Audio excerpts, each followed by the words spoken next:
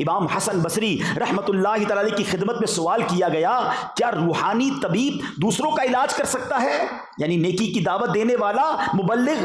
فرمایا ہاں، مگر پہلے اپنا علاج کرے پھر دوسروں کا کرے، تاکہ خود راستے سے بھٹکا ہوگا تو دوسروں کی رہنمائی کیسے کرے گا؟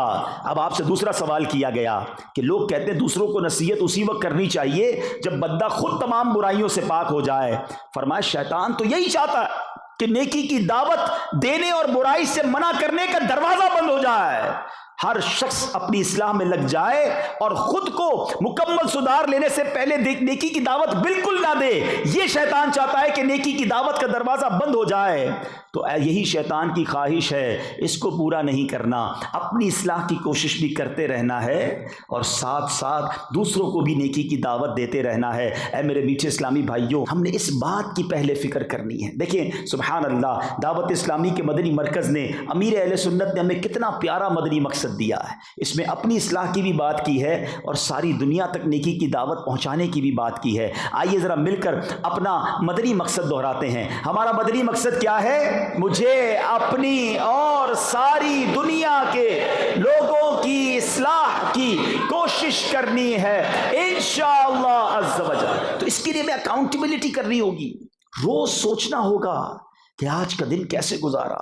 بزرگان دین کس طرح اپنی خود احتسابی کیا کرتے۔ پہلے حضرت عمر رضی اللہ تعالیٰ عنہ امیر المومنین ہیں، ان کا منصب کیا ہے کہ نبی پاک علیہ الصلوۃ والسلام فرماتے کہ میرے بعد کوئی نبی ہوتا تو عمر ہوتا۔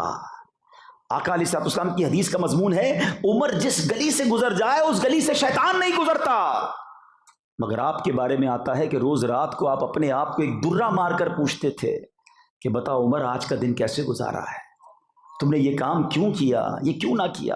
ایک صحابی رسول نے دیکھا امیر المومنین کسی باغ کے کونے میں اکیلے اپنے آپ سے باتیں کر رہے ہیں، وہ قریب گئے کہ دیکھوں کیا باتیں ہو رہی ہیں، تو اپنے آپ سے کہتے ہیں اے عمر، تو اور امیر المومنین خدا سے ڈر، ہیں اپنے آپ سے بات کرتے، اپنے آپ کو گویا سمجھاتے تھے۔ مگر آج ہمارے گناہوں کے انبار ہیں، مگر لوگ اپنے آپ کو خود ہی سیٹسفائی، تو بڑا نیک ہے، نمازی ہے، تیرا کام بن گیا۔ یہی تو شیطان کا وار ہے میرے میٹھے اسلامی بھائی، ہے قرآن ہمیں سمجھا رہا ہے۔ قرآن کہتا ہے یا ایھا الذین آمنوا اتقوا اللہ ولتنظر نفس ما قدمت لغد، اے ایمان والو اللہ سے ڈرو اور ہر جان دیکھے کہ کل کے لیے آگے کیا بھیجا ہے، ہم نے آگے کیا بھیجا یہ سوچنا ہے۔ تو اے میرے میٹھے اسلامی بھائیو، اس کووڈ وائرس نے جو ہے نا ویسے بھی ہمیں بہت کچھ سمجھا دیا، اللہ کرے ہم سمجھنے والے بنے۔ اس تمام پرابلم میں بھی اپنے آخرت کی یاد نہیں کی تو ہم سے بڑا پھر بے وقوف کون ہوگا؟ کبھی زندگی میں دیکھا تھا کہ اتنے جنازے پڑھیں گے، اتنی موت کے بارے میں سنیں گے؟ ہم تو صبح اٹھتے تھے تو کئی جنازوں کے میسج ہوتے تھے کہ فلاں فلاں کا انتقال ہو گیا، اور جناب مسجد میں اتنے سارے جنازے، ہر نماز میں نماز جنازہ کا اعلان ہوتا تھا، آس پاس کے کتنے لوگ چلے گئے۔ کیا اب بھی ہم عبرت نہیں لیں گے کہ یہ فرق ہے میری اور آپ کی زندگی کے درمیان اتنی دیر کا کہ لوگ ہمارے سامنے اٹھتے چلے گئے؟ مجھے اچھی طرح یاد ہے کراچی میں مجھے ایک صاحب کا فون آیا، وہ عرب امارات سے، ان کے انکل تھے کراچی میں، بہت اللہ نے نوازا ہے، بہت پیسے۔ مجھے کہتے ہیں عبدالحبیب بھائی میرے چچا کو کووڈ ہو گیا ہے، کراچی میں ہاسپٹل میں بستر نہیں مل رہا، جتنے پیسے خرچ ہو جائیں خرچ کر دیجئے گا، کسی طرح بستر دلا دیں۔ میں نے 2-4 جگہ معلومات کی، پتہ چلا کہ ہاسپٹل میں جگہ نہیں ہے، اور ایک دن بعد مجھے اطلاع ملی کہ ان کا انتقال ہو گیا۔ اللہ ان کی مغفرت فرمائے۔ میں ان لوگوں کو جانتا ہوں، وہ کروڑوں روپے خرچ کر سکتے تھے، مگر کہاں گئے وہ کروڑوں روپے؟ جب وقت پورا ہو گیا تو کوئی نہیں بچ سکا۔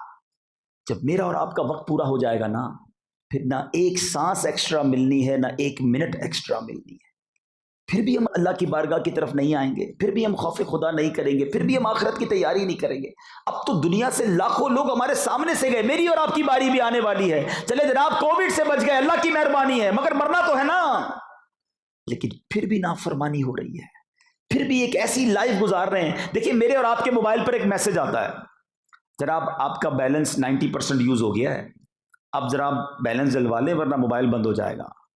مگر زندگی کے لیے ایسا کوئی میسج نہیں آئے گا کہ جناب آپ کی 90% زندگی گزر گئی ہے، اب توبہ کر لیں، اب نمازیں پڑھ لیں، اب حرام کام چھوڑ دیں، اب جناب 2 دن رہ گئے اب تو توبہ کر لیں۔ نہیں جناب، صبح بندہ گھر سے نکلتا ہے اور یہ کہہ کے نکلتا ہے کہ یہ والے کپڑے استری کر کے رکھنا اور یہ والا کھانا بنا کے رکھنا، کھانا کھاؤں گا پھر کپڑے پہن کے پارٹی میں دوستوں کے پاس جانا ہے، کھانا بھی تیار ہوتا ہے، کپڑے بھی استری ہوتے ہیں اور بندے کا جنازہ آتا ہے۔